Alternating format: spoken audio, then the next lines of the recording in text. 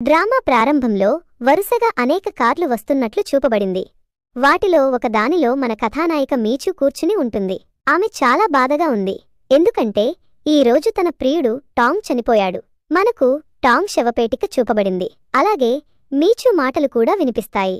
నువ్వు 3 రోజుల తర్వాత అమెరికా నుంచి తిరిగి రాగానే నన్ను పెళ్లి చేసుకుంటావని చెప్పావు.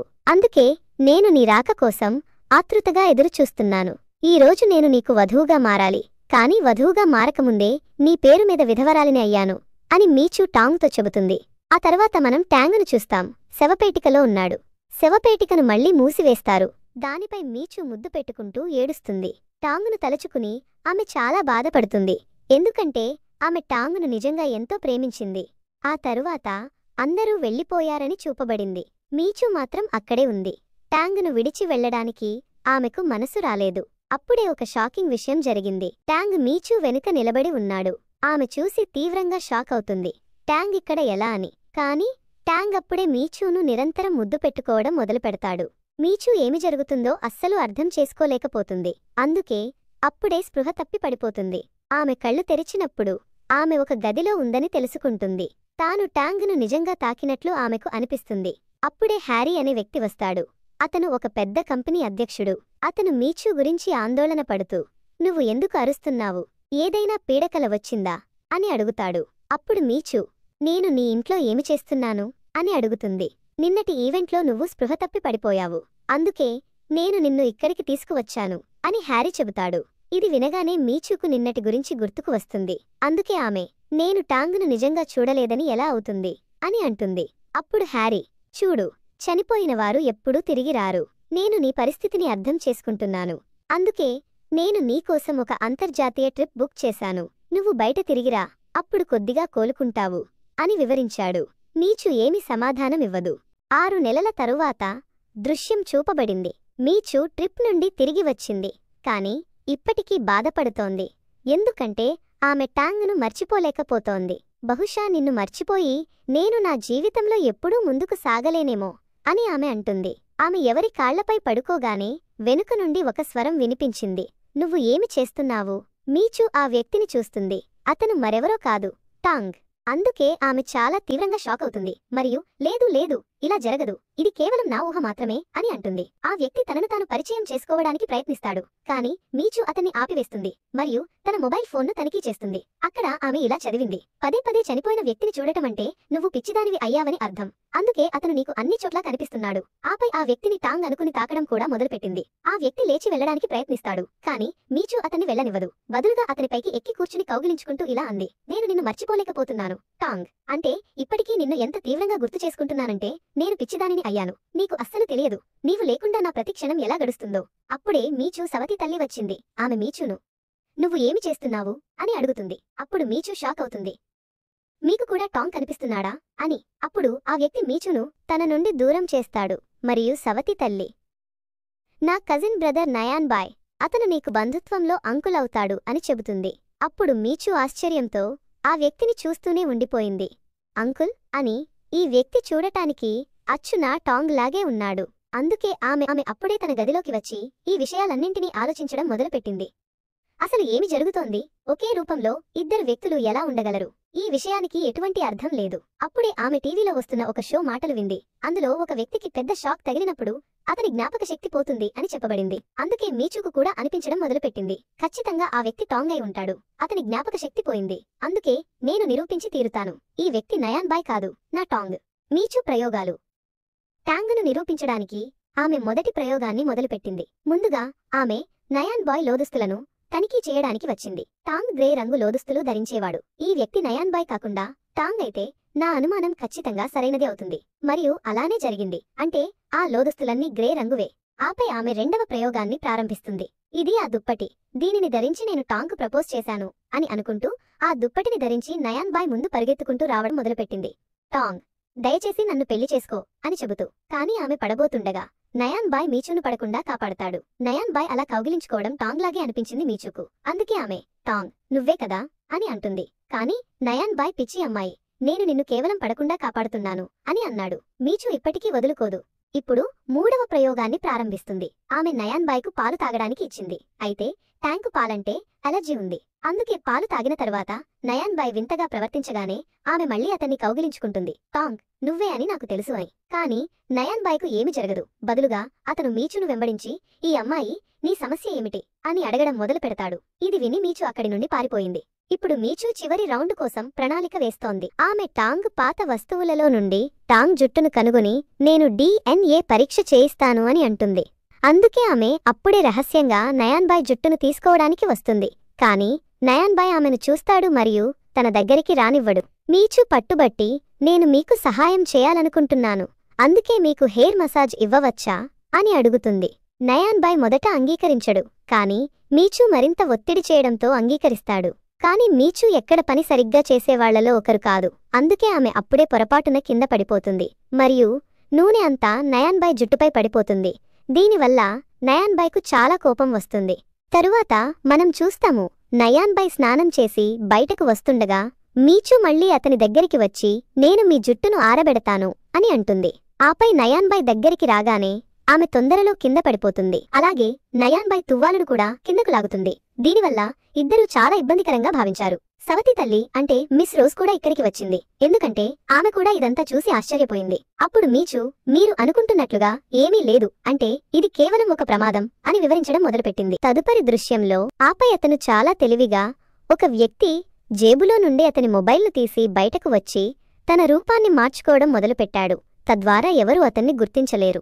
ఆపై కారులో కూర్చుని, నేను హువా గ్రూప్ను నాశనం చేసి తీరుతాను అని అంటాడు. హువా గ్రూప్ అంటే మీచు తండ్రి కంపెనీ. నయాన్ బాయ్కు మీచు తండ్రితో ఏమి శత్రుత్వం ఉందో తరువాతే తెలుస్తుంది. తదుపరి దృశ్యంలో నయాన్ బాయ్ మిస్ రోజ్తో ఫోన్లో మాట్లాడుతున్నట్లు చూస్తాము మరియు ఇలా చెబుతున్నాడు, నేను నీ భర్త మేనేజర్ మొబైల్ను దొంగిలించాను. దాని చాట్ హిస్టరీని నేను తనిఖీ చేశాను. అంటే డైమండ్ ప్రాజెక్ట్ ఫైల్ ఆఫీసులో లేదు, బదులుగా నీ భర్త స్టడీ రూంలో ఉంది. అక్కడి కీని నువ్వు తీసుకురావాలి. మిస్ రోజ్ అంగీకరిస్తుంది మరియు ఆమె కీని దొంగిలించి తీసుకువచ్చినట్లు చూపబడింది. దానిని ఆమె నయాన్ బాయ్కు ఇస్తుంది. కాని నయాన్ బాయ్, నేనిప్పుడు స్టడీ రూంలోకి వెళ్లలేను, ఎందుకంటే ఈ సమయంలో నీ భర్త ఇంట్లో ఉన్నాడు అని అంటాడు. అప్పుడు మిస్ రోజ్, పర్వాలేదు, రేపు అతను నాతో బయటకు వెళ్తాడు, అప్పుడు నువ్వు ఈ పనిని పూర్తి చెయ్యి అని అంది. నయాన్ బాయ్ అంగీకరించాడు. అప్పుడే లైట్లు ఆన్ అయ్యాయి మరియు మీచు అంతా విన్నట్లు అనిపించింది. కాని ఆమె ఇక్కడ కేవలం బ్రైడ్స్ తీసుకోవడానికి వచ్చింది. కాని బ్రైడ్స్ వెనుకనే కీ ఉంది. మీచు ఆ కీని చూడకముందే నయాన్ బాయ్ మీచూను ఆపివేస్తాడు మరియు ఆమె చేతులు పట్టుకుని నిలబడతాడు. అంటే మీచు చాలా దగ్గరగా వచ్చాడు. దీనివల్ల మీచు ఆశ్చర్యంతో నయాన్ బాయ్ను చూస్తుంది. నయాన్ బాయ్ మిస్ రోజ్తో, మీరు వెళ్ళండి, నేను ఇతనితో ఒంటరిగా మాట్లాడాలి అని అంటాడు.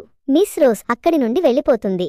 మీచు, నువ్వు ఏమి చేస్తున్నావు అని అడగడం మొదలుపెడుతుంది. అప్పుడు నయాన్ బాయ్, నేను నిన్ను గుర్తించాను, అంటే నువ్వు ఆ పిచ్చి అమ్మాయివి కదా. 6 నెలల క్రితం నేను నా స్నేహితుడి సమాధి దగ్గరికి వెళ్ళినప్పుడు నాకు బలవంతంగా ముద్దు పెట్టడం మొదలుపెట్టావు అని అంటాడు. మీచు షాక్ అవుతుంది. ఆ వ్యక్తి నువ్వా? నాకు అది కేవలం నా ఊహ మాత్రమే అనిపించింది అని. ఆపై, బహుశా నువ్వే నాకు ముద్దు పెట్టావు, నేను కాదు అని అంది. కాని అప్పుడే ఇబ్బందికరంగా కూడా భావించడం మొదలుపెట్టింది. నేను ఒక తెలియని అంకుల్కు ఎలా ముద్దు పెట్టగలను? అందుకే ఆమె అప్పుడే అక్కడి నుండి వెళ్ళిపోయింది. అప్పుడు నయాన్ బాయ్కు ఊరట కలిగింది.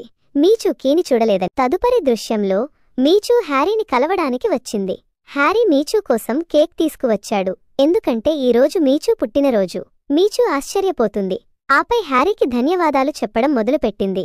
నువ్వు ఎప్పుడూ నాతో బాగా ఉన్నావు, ఎప్పుడూ నా గురించి శ్రద్ధ తీసుకుంటావు. అప్పుడు హ్యారీ, నువ్వు అంత అందంగా ఉన్నావు, నీ గురించి శ్రద్ధ తీసుకోవడం సహజమే అని అన్నాడు. ఇద్దరూ బయటకు వచ్చారు. అప్పుడే మీచూకొక షూటింగ్ స్టార్ కనిపించింది. దానిని చూసి ఆమె సంతోషించింది. కాని హ్యారీ, ఖచ్చితంగా ఇది టాంగ్ అయి ఉంటాడు, అతను దూరం నుండి నిన్ను చూస్తున్నాడు అని అన్నాడు. అప్పుడు ఇది విని మీచు బాధపడటం మొదలుపెట్టింది. అంటే ట్యాంగును మిస్ అవ్వడం మొదలుపెట్టింది. ఆపై హ్యారీ మీచూకు ఆమె పుట్టినరోజు బహుమతిని ఇచ్చాడు. కాని దానిపై ఉన్న పదాలు వేరుగా ఉన్నాయి, అంటే మీచు పేరువి కావు. మీచు ఆ తేడాను పెద్దగా గమనించదు, బదులుగా దానిని కొత్త డిజైన్గా భావించి అంగీకరిస్తుంది. ఇప్పుడు ఇంట్లో నయాన్ బాయ్ ఆందోళన చెందుతున్నట్లు చూపబడింది. ఇంత రాత్రి అయింది, అసలు ఈ అమ్మాయి ఇంకా ఇంటికి ఎందుకు రాలేదు? ఆపై మీచు రాగానే, నువ్వు అప్పటి నుండి ఎక్కడ మాయమయ్యావు? సమయం ఎంత అయిందో నీకు తెలుసా అని అడగడం మొదలుపెట్టాడు. మీచు, నేను నా స్నేహితుడితో ఉన్నాను, మీకు సంబంధం లేదు అని చెబుతుంది. అప్పుడు నయాన్ బాయ్ ఏ స్నేహితుడు అని అడగడం మొదలుపెట్టాడు. ఆపై నీ తల్లిదండ్రులు ఇంట్లో లేరు, అందుకే ఇప్పుడు నీ బాధ్యత నాది, నిన్ను చూసుకోవాలి అని అంటాడు. మీచు మాటల్లోనే ఈరోజు నా పుట్టినరోజు, అందుకే నన్ను ఒంటరిగా వదిలేయండి అని చెబుతుంది. కాని నయాన్ బాయ్కు మీచూను తాగిపించి స్టడీ రూంలో నుండి ఫైల్ను దొంగిలించాలి. అందుకే అతను మీచూతో నా దగ్గర ఒక చాలా మంచి వైనుంది, దానిని నేను అమెరికా నుండి తీసుకువచ్చాను, అది నీకు ఖచ్చితంగా నచ్చుతుంది, అందుకే నువ్వు దానిని ప్రయత్నించడానికి ఇష్టపడతావా అని అన్నాడు. మీచు అంగీకరిస్తుంది మరియు ఇప్పుడు ఇద్దరూ తాగుతున్నట్లు చూపబడింది. అక్కడ మీచు నేను సులభంగా తాగను అని అంటోంది. కాని అప్పుడే దృశ్యం కట్టయింది మరియు మనం చూస్తాము మీచు తీవ్రంగా తాగి ఉంది మరియు నయాన్ బాయ్ను టాంగ్ అనుకుని మాట్లాడుతోంది. నీకు అస్సలు తెలియదు నేను నిన్ను ఎంత మిస్ చేసుకుంటున్నానో.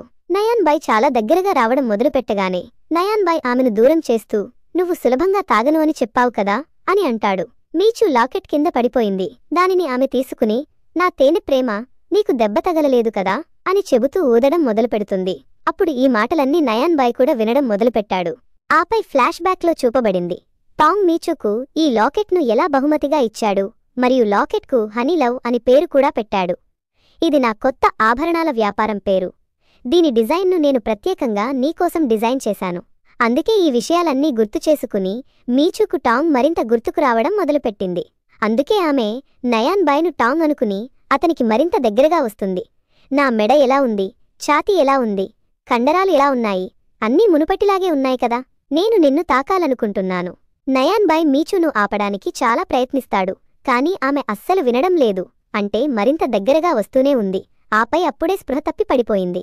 మీచూను ఆమె గదిలో పడుకోబెట్టిన తరువాత నయాన్ బాయ్ స్టడీ రూంలో నుండి డైమండ్ ప్రాజెక్ట్ ఫైల్ను దొంగిలించడంలో విజయవంతమయ్యాడని చూపబడింది. కాని అతను వెళుతుండగా మీచు అతనికి ఎదురుగా నిలబడి ఉంది. షాకై ఆమె మీరు మా నాన్న స్టడీ రూంలో నుండి ఏమి తీసుకువెళ్తున్నారు మరియు మీరు వెనుక ఏమి దాచిపెట్టారు అని అడుగుతుంది. నయాన్ బాయ్ షాక్ అయ్యాడు, ఇప్పుడు ఏమి చేయాలి అని. పైగా మీచు ఇంకా తాగి ఉంది. అందుకే మీచు బలహీనతను సద్వినియోగం చేసుకుంటాడు. అంటే నేను ట్యాంగ్నే, నేను నయాన్ బాయ్ అని నీతో అబద్ధం చెప్పాను, నిజానికి నేను నీ ట్యాంగ్నే అని అన్నాడు. మీచు ఈ మాట విని షాక్ అవుతుంది. అందుకే అప్పుడే నయాన్ బాయ్ దగ్గరికి రావడం మొదలుపెట్టింది. నువ్వు నా టాంగ్నే అని నాకు ముందే తెలుసు, నువ్వు నన్ను ఎందుకు విడిచి వెళ్లావు, నేను నిన్ను ఎంత మిస్ చేసుకున్నానో నీకు తెలుసా అని చెబుతూ. ఆపై అప్పుడే మీచు నయాన్ బాయ్ను బలవంతంగా ముద్దు పెట్టుకోవడం మొదలుపెట్టింది. ఈ మధ్యలో నయాన్ బాయ్ ఫైల్ను దాచడంలో విజయం సాధిస్తాడు. కాని ఇప్పుడు మీచు చాలా దగ్గరగా వచ్చింది మరియు నయాన్ బాయ్ను ఆకర్షిస్తోంది. అందుకే అతను కూడా మీచూను ముద్దు పెట్టుకోవడం ఆపలేడు. ఆ తర్వాత ఇద్దరూ ఒకరినొకరు ముద్దు పెట్టుకోవడం మొదలుపెట్టారు మరియు గది వరకు వచ్చారు. ఇక్కడ కూడా చాలాసేపు వీరిద్దరి రొమాన్స్ కొనసాగుతుంది. ఈ మధ్యలో నయాన్ బాయ్ నీ తండ్రి వల్ల నేను నిన్ను ఇష్టపడకూడదు, కాని నన్ను నేను నియంత్రించుకోలేకపోతున్నాను అని కూడా అంటాడు. ఆపై ఇద్దరూ రొమాన్స్ చేస్తుండగా మీచు ఎక్కువ తాగడం వల్ల స్పృహ తప్పి పడిపోయింది. తర్వాత రోజు ఉదయం దృశ్యం చూపబడింది. అక్కడిద్దరూ ఒకరికొకరు చాలా దగ్గరగా నిద్రపోతున్నారు. మీచు మొదట సంతోషించింది. నయాన్ బాయ్ను టాంగ్ అనుకుని అందుకే అతన్ని ముద్దు కూడా పెట్టుకుంటుంది. కాని ఆమె స్పృహలోకి రాగానే నయాన్ బాయ్ను తన నుండి దూరం చేసింది. నువ్వు నా గదిలో ఏమి చేస్తున్నావు అని. అప్పుడు టాంగ్ మొత్తం విషయం చెబుతాడు. నన్ను బలవంతంగా నువ్వే ఇక్కడికి తీసుకువచ్చావు. దృశ్యం కట్ అవుతుంది మరియు ఇప్పుడు మీచు నయాన్ బాయ్ను నిన్న రాత్రి మన మధ్య పెద్దగా ఏమీ జరగలేదు కదా అని అడుగుతున్నట్లు చూపబడింది. ఇది వినగానే నయాన్ బాయ్ చూడు నువ్వు నాకు ఎన్ని లవ్ బైట్స్ ఇచ్చావు అని చూపించడం మొదలుపెడతాడు. అప్పుడు మీచూకు అకస్మాత్తుగా టాంగ్ గుర్తుకు వచ్చాడు, ఎందుకంటే అతను కూడా తన మెడను అలాగే చూపించేవాడు. తదుపరి దృశ్యంలో మీచు బయట ఉన్నప్పుడు ఆమెకు ఫోన్లో DNA రిపోర్ట్ వచ్చిందని చెబుతారు. దానిని మీకు ఆన్లైన్లో పంపుతున్నాము. నిజానికి ఆమె ఏదో విధంగా నయాన్ బాయ్ జుట్టును తీసుకుని DNA పరీక్ష కోసం పంపింది. ఆపై ఆమె ఆ రోజును గుర్తు చేసుకోవడం మొదలుపెట్టింది.